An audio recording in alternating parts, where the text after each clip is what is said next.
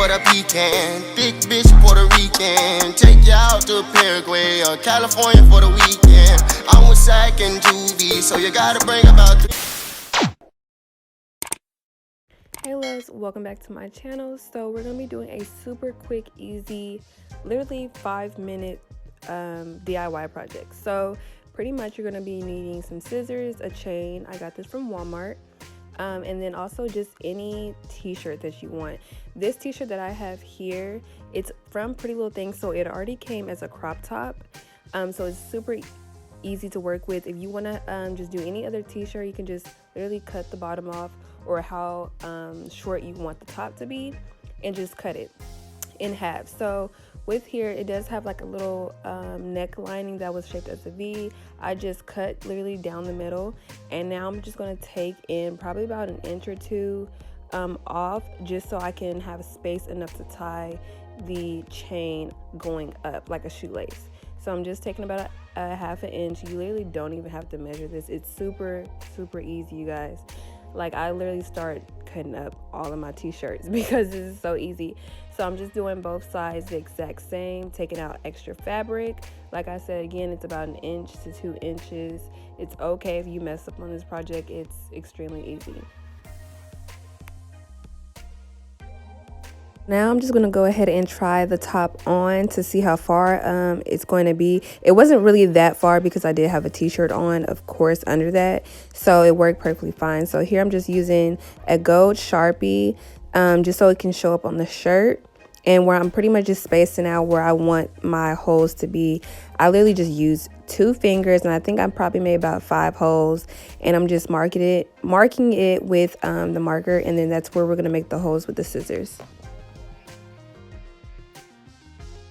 Now, I'm pretty sure everybody that's probably watching this video is old enough to know how to use scissors. However, for some reason, I cut myself twice during this project just because I was rushing and I was just trying to get it over it because I had another video to make. But also, disclaimer, these scissors are super freaking sharp because they're fabric scissors. So just be mindful and do not rush. Also, I did want to mention that you do not need to cut your holes big, long, or anything. It literally just needs to be enough room for the little bitty chain to go through, because if you make it too big, it's going to be super easy for the chain to slide out, and it's going to be very frustrating.